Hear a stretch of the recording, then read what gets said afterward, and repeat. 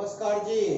एक बार पुनः आप सभी का आपके अपने YouTube चैनल JS एकेडमी में हार्दिक स्वागत और अभिनंदन।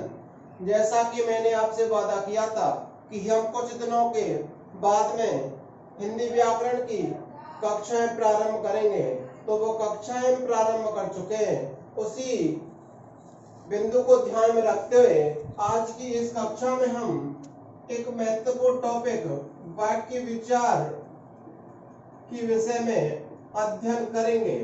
किसके विषय में अध्ययन करेंगे? वाक्य विचार के विषय में अध्ययन करेंगे। तो जी, वाक्य विचार को पढ़ाने से पहले कुछ सामान्य सी जानकारी आपके लिए देना चाह रहा हूं कि यदि आपसे ऐसे पूछा जाए कि व्यक्ति अपने विचारों को अभिव्यक्त करने के लिए जिस माध्यम को इस्तेमाल में लेता है वह क्या कहलाता है? व्यक्ति का अपने विचारों को आदान प्रदान करने की जो क्रिया है वह हमारी क्या कहलाती है? भाषा कहलाती है।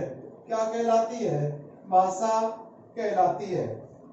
यहाँ अगर आपसे पूछा जाए कि भाषा शब्द की उत्पत्ति की बात की जाए तो भाषा शब्द की जो उत्पत्ति है वह संस्कृत भाषा की एक धातु है। कौन सी धातु? भास धातु। और उस भास धातु का जो अर्थ होता है वह होता है प्रकट करना या प्रकटीकरण करना। विचारों का प्रकट करना क्या कहलाता है? भाषा कहलाता है। मनुष्य की विचारों को व्यक्त करने के लिए जिस माध्यम को उपयोग में लिया जाता है वह हमारी क्या कहलाती है? भाषा कहलाती है। यदि आपसे यही पूछा जाए कि भाषा की मौखिक रूप से सबसे छोटी इकाई कौन सी है, और सबसे छोटी जो इकाई है वह आपकी कौन सी है? ध्वनि है। यदि यही आपसे पूछा जाता कि भाषा की लिखित सबसे छोटी इकाई जिसके क्या ना किए जाए, टुकड़े ना किए जाए, कौन सी है? वर्ण है। कौन सी है? वर्ण है। वर्ण के बारे में आपको बता दूं, वर्ण की उत्पत्ति संस्कृत भाषा की एक धातु है ब्री, और ब्री धातु का अर्थ होता है वर्ण करना या चुनना या रंगना। वर्ण करना, रंगना या चुनना। वर्ण वह मुख से उच्चारित ध्वनियां हैं जिनके क्या ना किए जाएं, टुकड़े ना किए जाएं, वर्ण कहलाती है। तो यही भाषा की सबसे लिखित छोटी इकाई कौन सी हुई? वर्ण हुई। और वर्णों के सार्थक समूह को, सार्थक जिनका अर्थ निकले, इस समूह को क्या कहते हैं? शब्द कहते हैं। वर्णों के सार्थक समूह से किसका निर्माण होता है? शब्द का निर्माण होता है। जैसे वर्ण है क को यहाँ ये व्यंजन वर्ण है तो इसे क और ए, यहाँ इसके और टुकड़े नहीं किए जा सकते। तो लिखित सबसे छोटी इकाई हमारी कौन सी हो गई? वर्ण हो गई। और मुख से उच्चारित भाषा की सबसे छोटी इकाई ध्वनि हो गई। यही आपसे पूछा जाए कि वर्णों के सार्थक समूह को क्या कहते हैं? शब्द कहते हैं। यही एक प्रश्न ऐसे पूछा जाए कि वर्ण कितने प्रकार के होते हैं, तो मेरे प्यारे प्रतियोगियों, वर्णों का विभाजन दो रूप में किया गया है, स्वर वर्ण और व्यंजन वर्ण। स्वर वर्ण और व्यंजन वर्ण, ये हम वर्ण विचार वाले टॉपिक में पढ़ चुके हैं। तो दोबारा अपने बिंदु पर आते हैं कि मुख से उच्चारित में छोटी सी ध्वनि जिसके क्या ना किए जाएं, टुकड़े ना किए जाएं, क्या कहलाती है? वर्ण कहलाती है। और वर्णों के सार्थक समूह को शब्द कहते हैं। शब्दों के सार्थक समूह से कि वाक्य का क्या होता है? निर्माण होता है। ये बात आपके सामने आ गई जो मैं आपको बताना चाह रहा था कि भाषा की सबसे छोटी इकाई, मुख से उच्चारित भाषा की सबसे छोटी इकाई पूछी जाती है तो हमारी ध्वनि होती है। और भाषा की लिखित सबसे छोटी इकाई जो होती है वह वर्ण होती है। और वर्ण संस्कृत की ब्री धातु से मिलकर बना है जिसका अर्थ वर्ण करना, चुनना या रंगना होता है। मुख से उच्चारित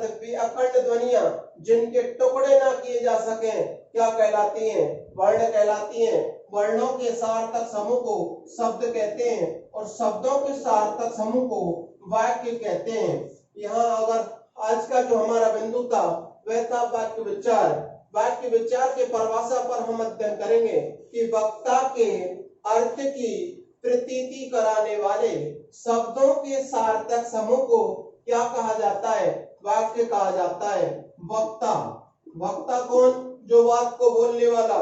उसके वक्ता के अर्थ की पूर्ण प्रतीति कराने वाले शब्दों का कैसा समूह? सार्थक समूह। सार्थक समूह को क्या कहेंगे? हम वाक्य नाम देते हैं, क्योंकि वक्ता के द्वारा जो शब्द कहे गए हैं उनका कुछ ना कुछ अर्थ निकलता है, तो ही वाक्य कहलाते हैं। ध्वनियां और शब्द तो पशु पक्षियों के द्वारा भी बोले जाते हैं, जानवरों के द्वारा भी बोले जाते हैं। रेल की या विभिन्न प्रकार के यातायात के साधनों से भी हमारी ध्वनियां उच्चारित होती हैं। सभी को क्या वाक्य संज्ञा नहीं दी जा सकती, क्योंकि जिनका कोई ना कोई सार्थक अर्थ निकलता है उसे हम क्या कहते हैं? वाक्य कहते हैं। अब यही आपकी बात आ जाती है वाक्य की अंग। यहां से आपका प्रतियोगी परीक्षा में प्रश्न बन जाता है कि वाक्य के अंग कितने होते हैं। तो मैं आपको बता दूं, वाक्य के जो अंग होते हैं वो दो प्रकार के होते हैं। पहला होता है उद्देश्य, पहला जो अंग होता है वह उद्देश्य, और दूसरा अंग होता है वह विधेय, जिसे हम क्या कहते हैं? कर्ता। इसे हम कहते हैं क्रिया। तो आपकी प्रतियोगी परीक्षा में जो प्रश्न पूछा जाएगा वो ना तो आपका कर्ता होगा ना ही क्रिया होगा। एक मुख्य जो शब्द होगा वो होगा उद्देश्य और विधि है। उद्देश्य कहते हैं कि वाक्य में कर्ता के संबंध में जो कुछ कहा जा रहा है, कर्ता के संबंध में जो कुछ कहा जा रहा है वो तो कहलाएगा आपका विधेय। वाक्य में कर्ता के संबंध में जो कुछ कहा जाएगा वह कहलाएगा विधेय, और वाक्य में जो कुछ कहा जा रहा है वह कहलाएगा उद्देश्य, और उद्देश्य के बारे में जो कुछ कहा जा रहा है वह कहलाएगा विधेय। वाक्य के अंग कितने? दो। यदि आपसे पूछा जाए वाक्य में तत्व, तो वाक्य में तत्व होते हैं, वाक्य के जो तत्व होते हैं वे होते हैं, पहला होती है सार्थकता, पहला तत्व है सार्थकता, दूसरी है निकटता, तीसरी है पदक्रम, अन्वय। तो वाक्य में प्रयुक्त होने वाले शब्दों का कुछ ना कुछ अर्थ निकले, इसलिए वाक्य एक तत्व जो माना गया है वह माना गया है सार्थकता। दूसरा है निकटता। वाक्य में आपने शब्दों का प्रयोग किया, उसमें शब्दों के बीच में जो निकटता होनी चाहिए, ऐसे नहीं एक शब्द लगा हुआ है कि मैं मोहन के घर के तत्वों के बारे में हम पढ़ चुके हैं। सार्थकता, निकटता, क्रमबद्धता, अन्वय और आकांक्षा या इच्छा। वक्ता जो कुछ भी बोल रहा है उसकी कुछ ना कुछ अभिलाषा और इच्छा होती है, वही वाक्य के तत्वों में आती है। शब्द जो प्रयुक्त किए जा रहे हैं उनमें निकट संबंध होना चाहिए। अब हमारी बात आती है वाक्यों के प्रकारों की या भेदों की। वाक्य के प्रकार, तो जी वाक्य का जो विभाजन किया गया है हमारा वह तीन प्रकार से किया गया है। एक तो रचना के आधार पर या प्रयोग के आधार पर वाक्य, रचना या प्रयोग के आधार पर वाक्य, रचना एवं प्रयोग के आधार पर, प्रयोग के आधार पर वाक्य और वाक्य। दूसरा जो हमारा प्रकार है वह है अर्थ के आधार पर वाक्य, अर्थ के आधार पर वाक्य, अर्थ के आधार पर। और तीसरा जो प्रकार है वह है क्रिया के आधार पर वाक्य, इन्हें हम वाच्य भी कहते हैं, वाच्य।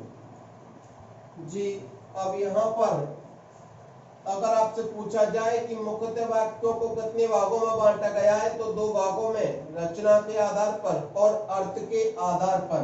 किन के आधार पर? रचना या प्रयोग के आधार पर और अर्थ के आधार पर। वैसे वाक्यों के भेद के बारे में पूछा जाए तो वाक्य के भेद होते हैं तीन, रचना के आधार पर, अर्थ के आधार पर और क्रिया के आधार पर। यहाँ हम विस्तार से एक एक के बारे में अध्ययन करेंगे। तो पहले मैं आपको बता दूं, सामान्य सा प्रश्न तो यही बन जाता है कि अर्थ के आधार पर वाक्य के भेद कितने होते हैं। तो जी 8 भेद होते हैं। क्रिया के आधार पर वाक्य के भेद कितने होते हैं? 3 होते हैं। और रचना के आधार पर वाक्य के भेद होते हैं, 3 होते हैं। प्रतियोगियों के सामने एक समस्या ये होती है कि इन्हें याद कैसे किया जाए। इसी समस्या को ध्यान में रखते हुए मैं आपके लिए एक आसान ट्रिक के साथ आपको याद कराऊंगा। पहले बात आती है मिश्र वाक्य यानी कि रचना के आधार पर वाक्यों की। तो जी इनकी एक ट्रिक है, वो है मिस। मिस तो इंसान हर किसी को करता है। यहाँ पर मिस से हम रचना के आधार पर वाक्यों को याद रख सकते हैं। पहला है मिश्र मतलब मिश्रित वाक्य। मिस का अर्थ होता है मिस, जो माँ है इसका अर्थ होता है मिश्रित वाक्य। सा का अर्थ होता है सरल वाक्य और संयुक्त वाक्य। सरल वाक्य को हम कौन सा वाक्य भी कहते हैं? साधारण वाक्य भी कहते हैं। तो जी मिस नामक ट्रिक से हमें याद हो गया कि मिश्रित वाक्य, सरल वाक्य, साधारण वाक्य और संयुक्त वाक्य। वाक्य की रचना के आधार पर भेद कितने? 3 हमने पढ़ा, मिश्रित वाक्य, सरल वाक्य और संयुक्त वाक्य। अब आती है यहाँ पर अगली जो चर्चा आती है अर्थ के आधार पर वाक्य के भेद। अर्थ के आधार पर वाक्य के भेदों को 8 भागों में बांटा गया है और इसे हम एक ट्रिक के माध्यम से इस प्रकार याद रख सकते हैं कि इस संविधान में प्रवेश करें। इस संविधान में प्रवेश करें। तो जी यहाँ पर पहला शब्द आया है आ से हमारा अर्थ के आधार पर जो वाक्य होता है वो होता है आज्ञावाचक। विस्तार से बाद में पढ़ेंगे, पहले हम प्रकारों पर चर्चा कर रहे हैं। तो पहला वाक्य निकल के आ गया आ से आज्ञावाचक वाक्य। दूसरा शब्द है ई से आ गया इच्छा वाचक वाक्य और सा से निकल के आ गया संकेत वाचक वाक्य और यहाँ सा से निकल कर आ गया संदेहवाचक वाक्य। विधान, विधा से निकल के आ गया विधिवाचक वाक्य और ना से हमारा आ गया निषेधात्मक वाक्य। संविधान में मैं यहाँ पर आपको जोड़ा गया है, पी से आ गया प्रश्नवाचक वाक्य और विस से आ गया विस्मय आदि बोधक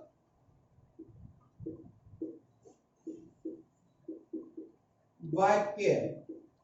तो जी अर्थ के आधार पर वाक्यों के भेद 8 हमने पढ़ा। आ से आ गया आज्ञावाचक, ई मतलब इच्छावाचक, सा से है संकेतवाचक और एक साथ से है संदेहवाचक वाक्य। इस संदेहवाचक वाक्य को ही हम हेतुवाचक वाक्य के नाम से भी जानते हैं। विधान मतलब विधिवाचक, ना से निषेधात्मक वाक्य, प्रे से प्रश्नवाचक वाक्य और विस से विस्मय आदि बोधक वाक्य। ये 8 प्रकार के वाक्य हमारे हो गए, 1 2 3 4 5 6 7 और 8। तो याद करने का तरीका, इस संविधान में प्रवेश करें, इस पंक्ति के द्वारा हम अर्थ के आधार पर वाक्यों के 8 भेदों को याद रख सकते हैं। हमारा दूसरा जो विभाजन था वो क्लियर हो चुका है। तीसरा विभाजन जो आता है वह है क्रिया के आधार पर वाक्य।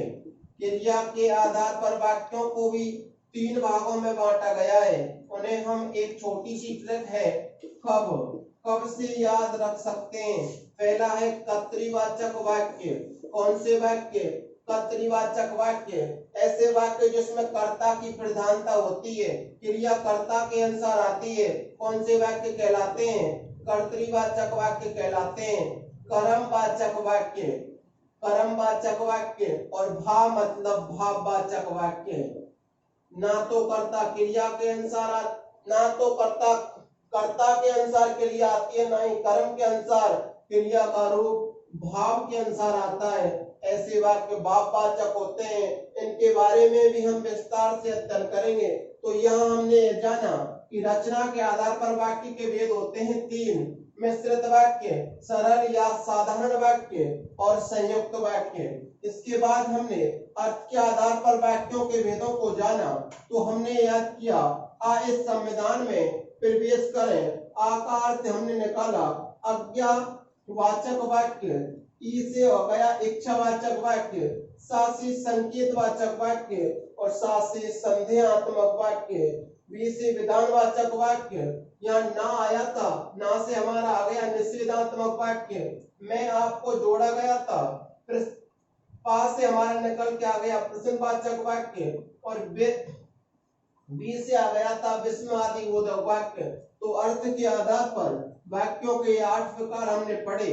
उसके बाद हमने क्रिया के आधार पर वाक्यों को याद करने की एक ट्रिक आपके लिए प्रस्तुत की, जिसमें था कब, का से आ गया था कर्तृवाचक वाक्य, कर्मवाचक वाक्य और भाववाचक वाक्य।